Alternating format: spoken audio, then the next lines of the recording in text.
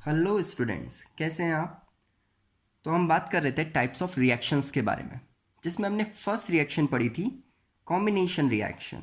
Combination reaction वो reaction थी जिसमें टू और मोर रिएक्टेंट मिलते थे और एक सिंगल सब्सटेंस फॉर्म करते थे।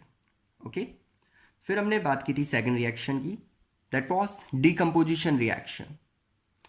इसमें सिंगल रिएक्टेंट होता था और वो डिकम्पोज होकर के टू और मोर प्रोडक्ट्स बनाता था। ओके। इसमें हमने डिफरेंट फॉर्म ऑफ एनर्जी के बेसिस पे इसको थ्री पार्ट में कैटेगराइज किया था। फर्स्ट डीकम्पोजिशन रिएक्शन थी थर्मल डीकम्पोजिशन रिएक्शन, जो हीट एनर्जी पे बेस्ड थी। सेकंड थी इलेक्ट्रोलाइटिक डीकम्पोजिशन रिएक्शन, जो इलेक्ट्रिक एनर्जी पे बेस्ड थी।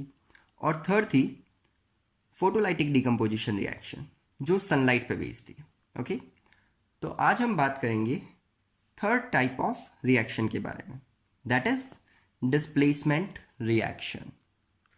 वैसे नाम से फील आ रहा होगा आपको कि यहाँ पर किसी ना किसी का डिस्प्लेसमेंट होने वाला है, लेकिन देखें ये रिएक्शन में एक्चुअली होता क्या है। पहले मैं इसकी डिफाइन लिख देता हूँ, बहुत सिंपल है। The reaction in which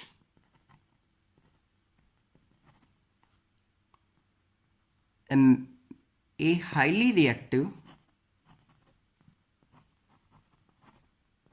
highly reactive metal displace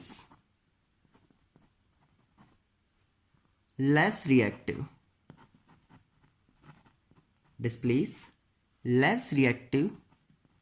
metal from its salt solution, then it is known as displacement reaction.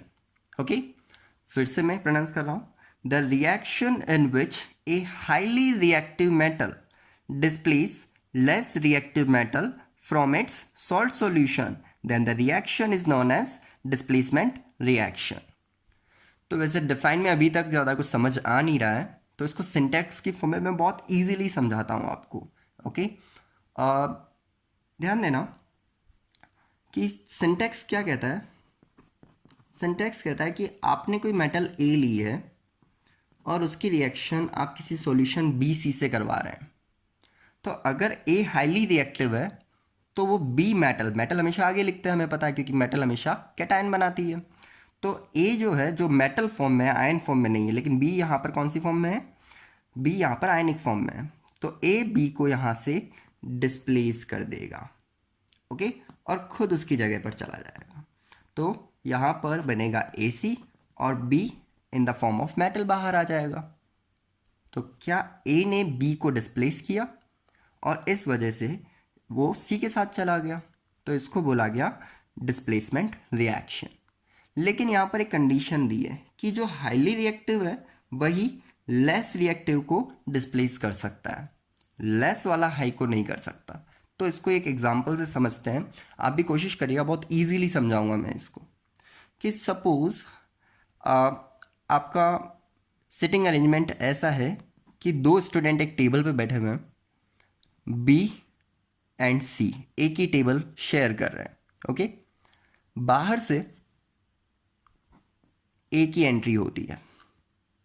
ए जब क्लासरूम में एंटर होता है तो वो बी को आकर के बोलता है कि चल भाई सीट खाली कर, मैं यहाँ बैठने वाला हूँ, और उसको बहुत बुरी तरीके से धमकाता है। तो इस केस में क्या होगा? क्या बी वहाँ से हट जाएगा? नहीं।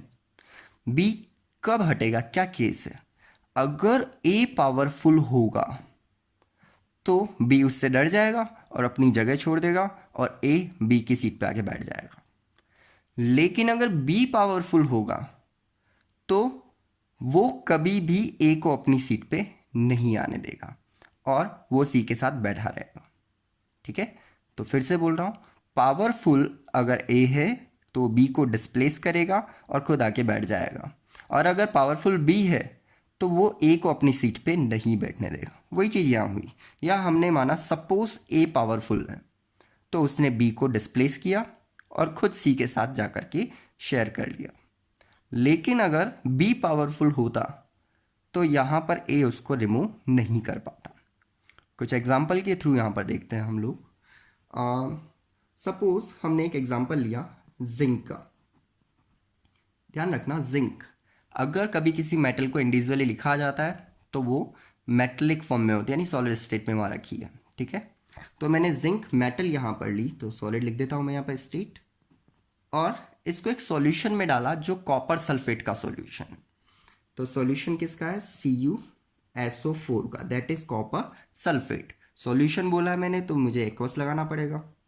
ठीक है, तो इस रिएक्शन में क्या प्रोडक्ट बनने वाला है, वैसे दिख ही रहा होगा, फिर भी मैं बता देता हूँ। जिंक यहाँ पर हाईली रिएक्टिव होता है, means zinc is more reactive than copper. तो जिंक क्या करेगा? जिंक इस कॉपर को यहाँ से पुश करेगा। अब रिएक्टिविटी किसकी ज़्यादा है, मतलब पावरफुल कौन है? जिंक। तो जिंक यहाँ से कॉपर को डिस्प्लेस करेगा और खुद उसकी जगह आके बैठ जाएगा। तो रिएक्शन में क्या बनेगा? ZnSO4, और साथ में बाहर कौन निकल जाएगा? कॉपर। ठीक है, तो इस पूरी रिएक्शन में क्या हुआ? जिंक ने कॉपर को उसके सॉल्यूशन से डिस्प्लेस कर दिया। ओके, फिर से डिफाइन देखते हैं। The reaction in which a highly reactive metal displace less reactive metal from its salt solution, उसके salt के solution से। okay, then the reaction is known as displacement reaction। काफ़ी easily I think आपको समझ आ गया होगा। okay? फिर question यहाँ पर आता है कि आपको कैसे पता चलेगा कि जिंक कॉपर से ज़्यादा रिएक्टिव है या कम? ये तो अभी तो मैंने बता दिया, लेकिन हमें कैसे पता चलेगा कि जिंक ज़्यादा रिएक्टिव है या कॉपर, या कोई भी और हम मेटल यहाँ पर लें? तो हमेशा ध्यान रखना कि यहाँ पर पावर कौन ज़्यादा रिएक्टिव है उससे देखी जाती है। तो इसके लिए हम एक सीरीज़ काम में लेते हैं। सीरीज़ का नाम है रिएक्टिविटी सीरीज़। सीरीज़ का नाम है रिएक्टिविटी सीरीज़। अगर ये सीरीज़ हम लर्न कर लें तो हम बहुत इजीली बता पाएंगे कि कौन ज़्यादा रिएक्टिव है और कौन कम रिएक्टिव है। ध्यान रखना, मैं जो सीरीज़ लिखूंगा उसमें जो ऊपर होगा वो मेटल ज़्यादा रिएक्टिव होगी और जो नीचे होगा वो मेटल काफ़ी कम रिएक्टिव होगी। ओके, तो देखते हैं। Potassium, sodium, calcium, magnesium, aluminium, zinc, iron, lead, hydrogen, carbon, mercury, gold,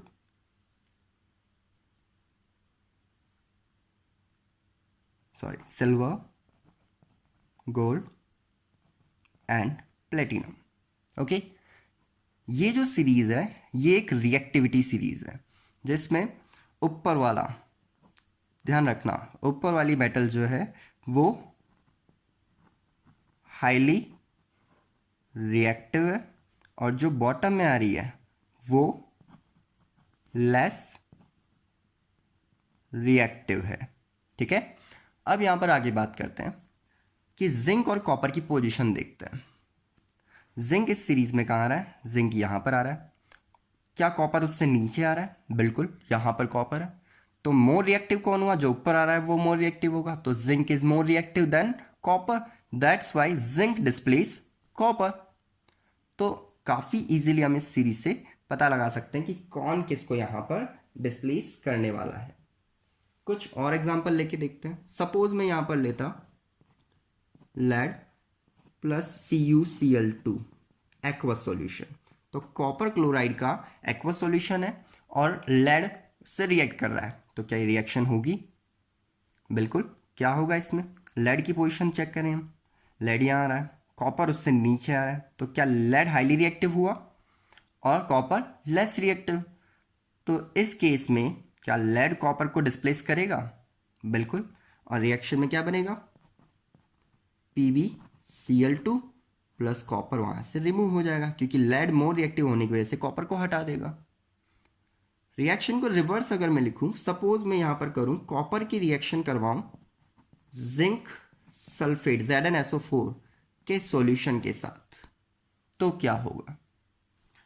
copper यहां से, बहुत से लोग डायरेक्टली यहां से लिख देते हैं CuSO4 प्लस जिंक बनेगा, जो रॉन्ग है एक्चुअली। आप यहाँ पे पोजीशंस देखें, मेटल फॉर्म में कौन है? मेटल फॉर्म में कॉपर है, कॉपर लेस रिएक्टिव है।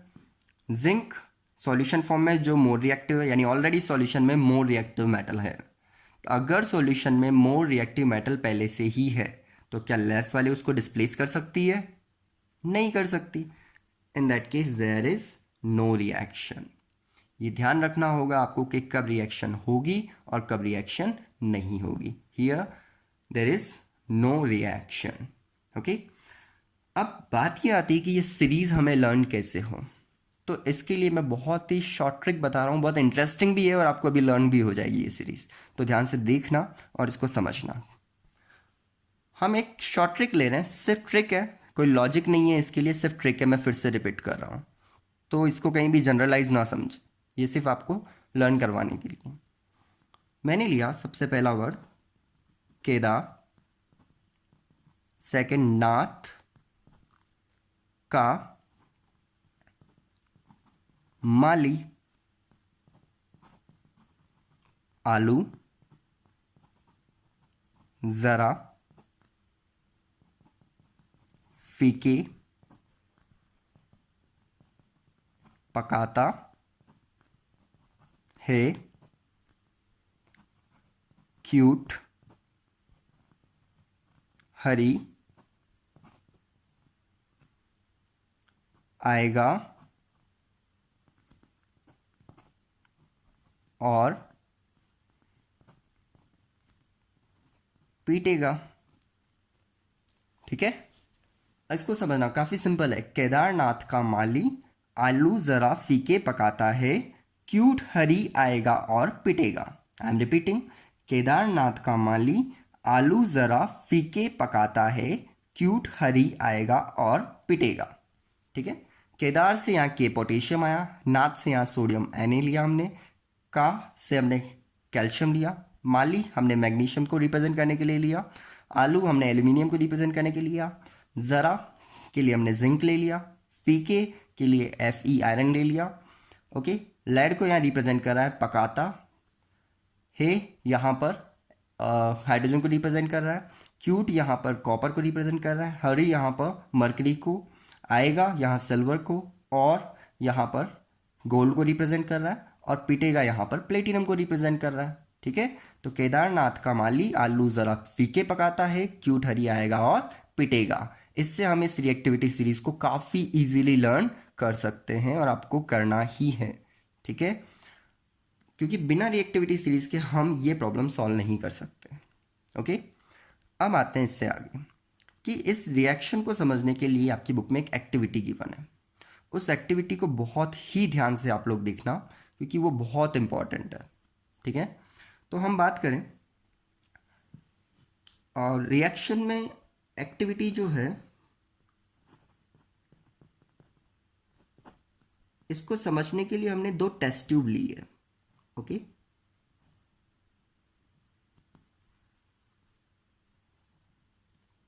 देयर आर 2 टेस्ट ट्यूब्स, दोनों में हमने एक सॉल्यूशन फिल किया।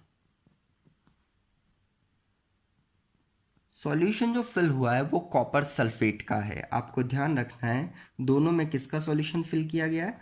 Copper sulphate CuSO4।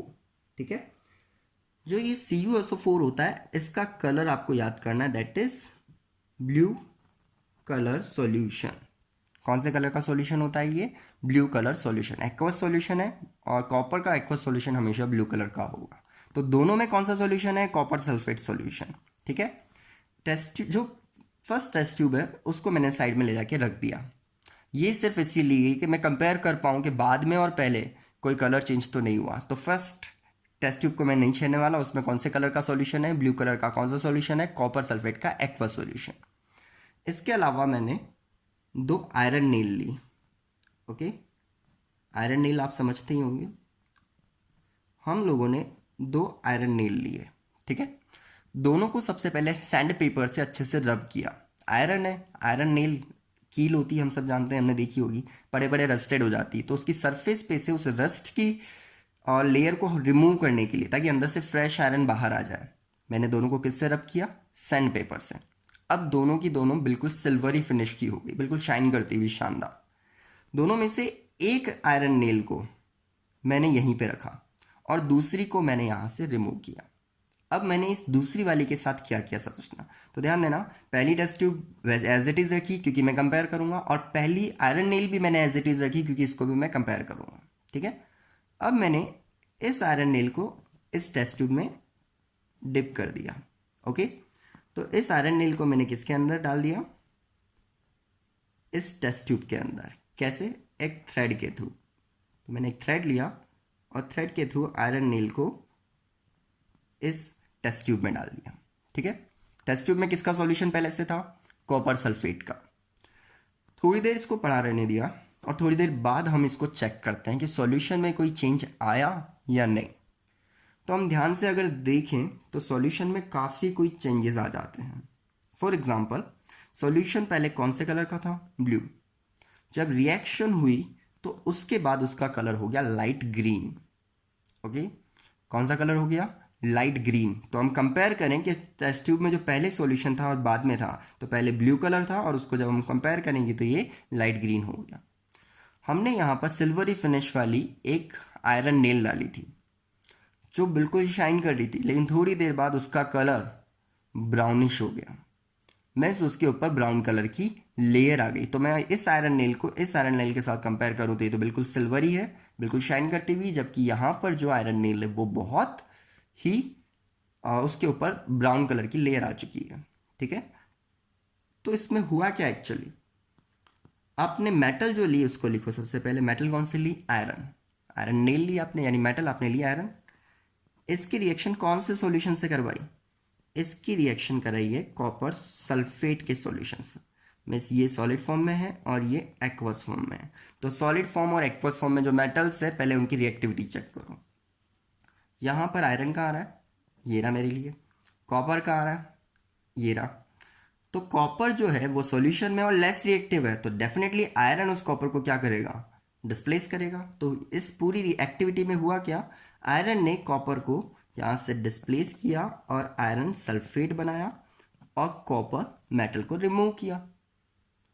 तो जैसे जैसे सॉल्यूशन में FeSO4 बनता गया, और आयरन का एक्वस सॉल्यूशन हमेशा ग्रीन कलर का होता है, इसलिए जो ब्लू कलर का सॉल्यूशन था वो आपको ग्रीन में लाइट ग्रीन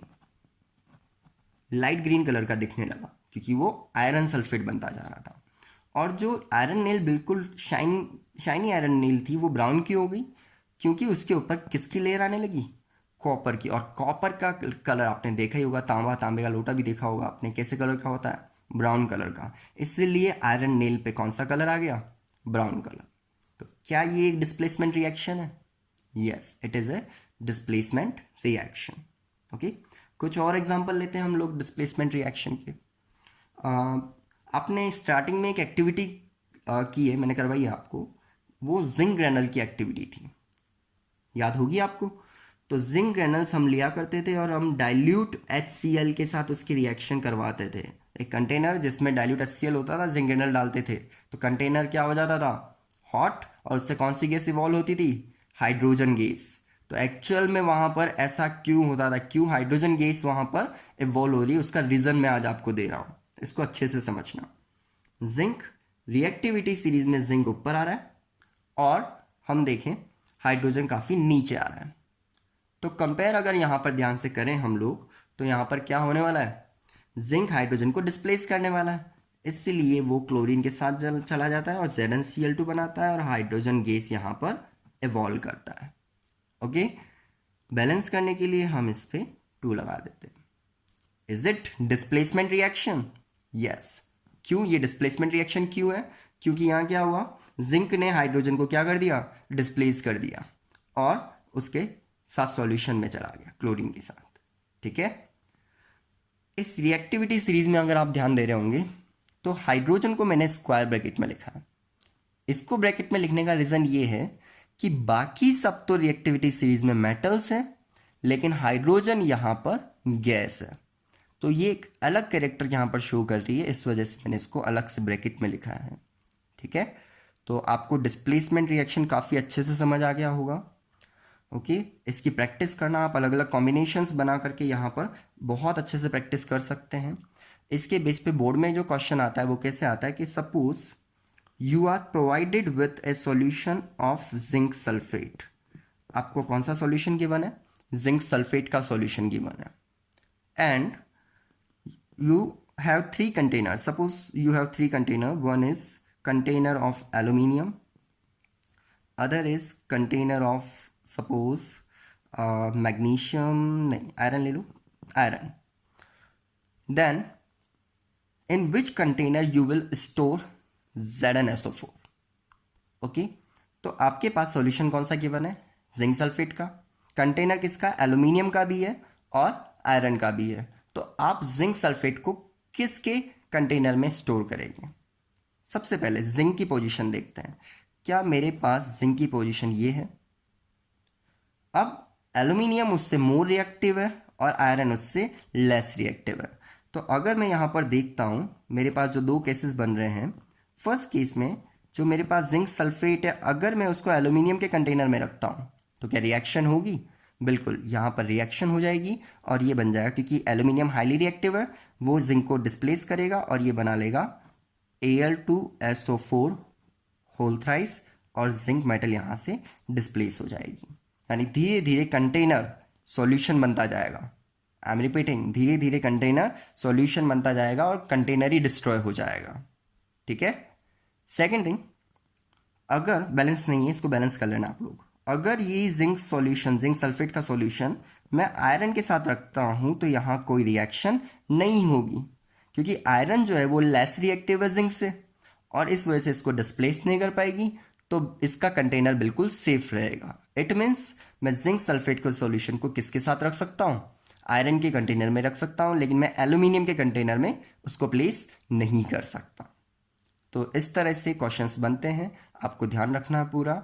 और इस टॉपिक के जो नोट्स हैं मैं नीचे वीडियो के लिंक में अटैच कर दूंगा, आप वहाँ से डाउनलोड कर लें। Okay, thank you.